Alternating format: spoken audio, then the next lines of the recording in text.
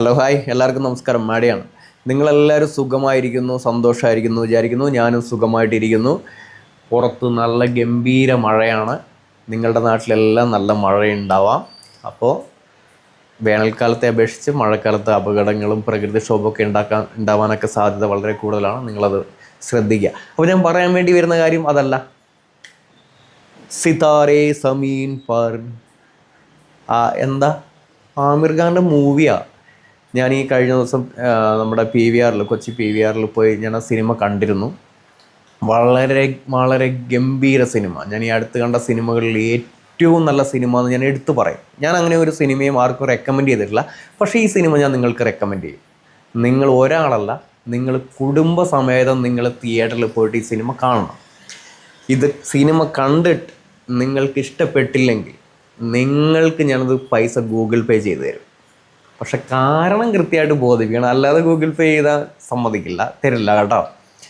അപ്പോൾ പറഞ്ഞു വന്നത് എന്താണെന്ന് വെച്ച് കഴിഞ്ഞാൽ, ആമിർ ഖാൻ നായകനായ, ആമിർ ഖാൻ പ്രൊഡ്യൂസ് ചെയ്ത ഒരു മനോഹര ഗംഭീര സിനിമയാണ് സിതാരേ സമീൻ പർ. എന്നെ സംബന്ധിച്ച് പറയുകയാണെങ്കിൽ ഓരോ ആളുകളും, ഓരോ കുടുംബത്തിലുള്ള എല്ലാവരും പോയിട്ട് ഈ സിനിമ കാണണമെന്ന് ഞാൻ പറയും. എനിക്ക് അത്രമാത്രം ഇഷ്ടപ്പെട്ടു. ഞാൻ ഇനി ചിലപ്പോൾ നാളെയും ഒന്നും കൂടെ ചിലപ്പോൾ സിനിമയ്ക്ക് പോയി എന്ന് വരും. എനിക്ക് കാണണം ഒന്നും കൂടെ. എനിക്ക് ഹിന്ദി അങ്ങനെ അറിയത്തില്ല കേട്ടോ. എന്നെ അത്രമേൽ ആ സിനിമ പിടിച്ചിരുത്തി ചിന്തിപ്പിച്ചു, ഒത്തിരി ചിരിപ്പിച്ചു, ഇത്തിരി കരയിപ്പിച്ചു. അതാണ് ആ സിനിമ. അപ്പോൾ കുറച്ചും കൂടെ ഹിന്ദിയൊക്കെ അറിയുന്ന ആളുകൾ അത് എത്രമാത്രം ക്യാച്ച് ചെയ്യും. അതിൻ്റെ സബ്ജക്റ്റ് എന്ന് പറയുന്നത് എടുത്തു പറയേണ്ട ഒരു കാര്യമാണ് കേട്ടോ. പിന്നെ അതിൽ അഭിനയിച്ചിട്ടുള്ള പിള്ളേരെന്നൊക്കെ പറയുന്നത് ഒരു ഓട്ടിസം ബാധിച്ചിട്ടുള്ള പിള്ളേരാണ്. ഓട്ടിസം ബാധിച്ചിട്ടുള്ള കുട്ടികളുള്ള പേരൻസിനറിയാം അവരുടെ മക്കൾ എങ്ങനെയാണ്, എന്താണ്, ഏതാണ് അവസ്ഥ എന്നൊക്കെ അല്ലേ. നമുക്കിപ്പം നമ്മൾ ചിന്തിക്കും ഇത്തരം പിള്ളേരുടെ അടുത്ത് നിന്ന് ഇത്തരം പിള്ളേർ ഇങ്ങനെയാണ്. പക്ഷേ അത്തരം പിള്ളേരെ ചേർത്ത് പിടിച്ച് കഴിയുമ്പോൾ ആ പിള്ളേരിൽ ഉണ്ടാവുന്ന മാറ്റം, അല്ലെങ്കിൽ ആ പിള്ളേർ നമ്മൾക്ക് എല്ലാം അറിയുന്നുണ്ട് എന്ന് ചിന്തിക്കുന്ന എന്നെയും നിങ്ങളെയും പോലെയുള്ള ആളുകൾക്ക് നമ്മൾ ചിന്തിക്കുന്നതൊക്കെ മണ്ടത്തരമാണ് എന്ന് നമ്മളെ ചിന്തിപ്പിക്കുന്ന തരത്തിലുള്ള ഒരു സബ്ജക്റ്റാണ് ആ സിനിമ. തീർച്ചയായും കണ്ടിരിക്കണം. ഓരോ മനുഷ്യരും കണ്ടിരിക്കണം. അപ്പോൾ നമ്മളുടെ മുമ്പിൽ വരുന്ന ആളുടെ രൂപസാദൃശ്യമോ അല്ലെ രൂപത്തിൻ്റെ വൈകല്യമോ വൈകൃതമോ അല്ലെങ്കിൽ വസ്ത്രധാരണമോ ഇതൊന്നുമല്ല ഒരാളെ ജഡ്ജ് ചെയ്യാനുള്ളത്.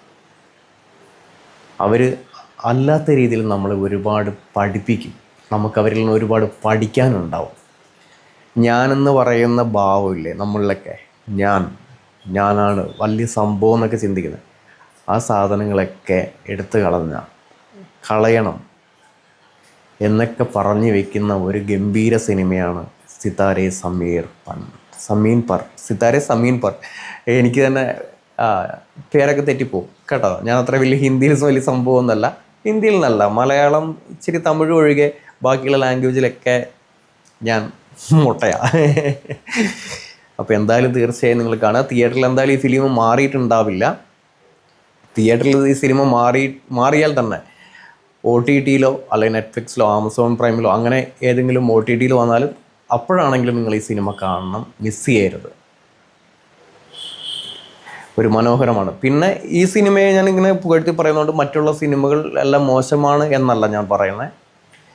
ഒരു സിനിമയാണെങ്കിലും ഒരു ഷോർട്ട് ഫിലിം ആണെങ്കിലും ഒരു മിനിറ്റിൻ്റെ കണ്ടൻ്റ് ആണെങ്കിലും അതിൻ്റെ പുറകിലുള്ള അധ്വാനം എന്ന് പറയുന്നത് ചിന്തകൾക്കതീതമാണ്. അല്ലെങ്കിൽ അത്രമാത്രം ഒരുപാട് പേരുടെ സ്വപ്നങ്ങളും പ്രയത്നങ്ങളൊക്കെ കൂട്ടി വെച്ചിട്ടാണ് ഓരോ സാധനങ്ങളും പുറത്തിറങ്ങുന്നത്.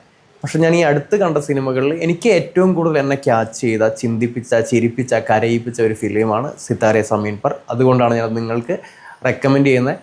തീർച്ചയായും നിങ്ങൾ കാണണം, കണ്ടിരിക്കണം. By Madey.